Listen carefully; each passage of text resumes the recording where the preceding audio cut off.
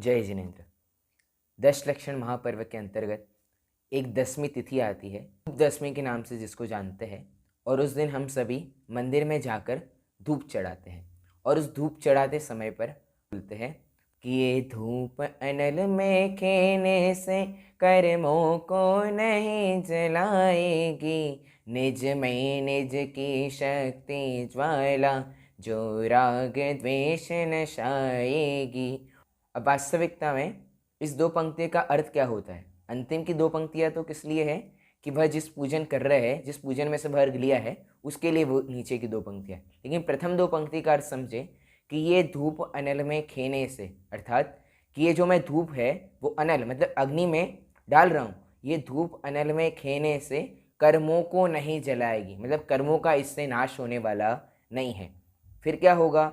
कर्मों का नाश कैसे होगा कि कर्मों का मूलभूत जो कारण राग द्वेष है उसका नाश होना आवश्यक है। उसके लिए अपन क्या बोल रहे हैं कि निज में निज की शक्ति ज्वाला जो राग द्वेष नशाएगी, अर्थात कि जब मैं निज में अपनी शक्ति के द्वारा, अर्थात कि स्वयं ही मैं अपने स्वयं में लीन होऊंगा, तब क्या होगा? तब वास्तविकता में राग द्वेष का नाश होने वाला है।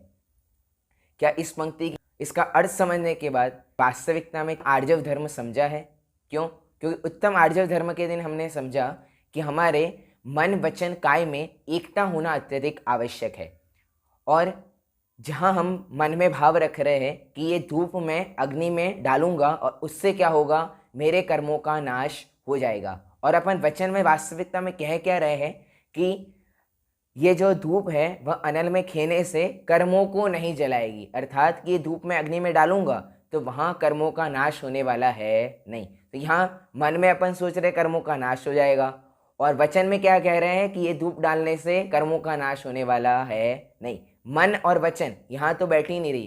काया में क्या कर रहे हैं? काया में हम कितनी हिंसा कर रहे हैं। क्यों? क्यों? अग्नि है, अग्नि भी क्या है? अग्नि का एक जीव है, प्लस उसको जो धूप चढ़ा रहे हैं वह धूप का निर्माण कैसे हुआ है, धूप की कितनी शुद्धि है वह हमें ज्ञात नहीं है, कैसे बना है उसकी कोई प्रोसेस हमें ख्याल नहीं है।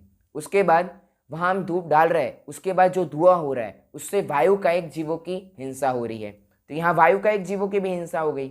फिर हम जहाँ चढ़ा रहे हैं भगवान को, वहाँ हम चढ़ा के तुरंत निकल जा रहे हैं। क्यों? क्योंकि वहाँ हम खड़े होने की हमारी योग्यता नहीं है स्वयं की, और हम ऐसे धूप के बीच में, ऐसे धुएं के बीच में भगवान को छोड़कर आ जा रहे हैं।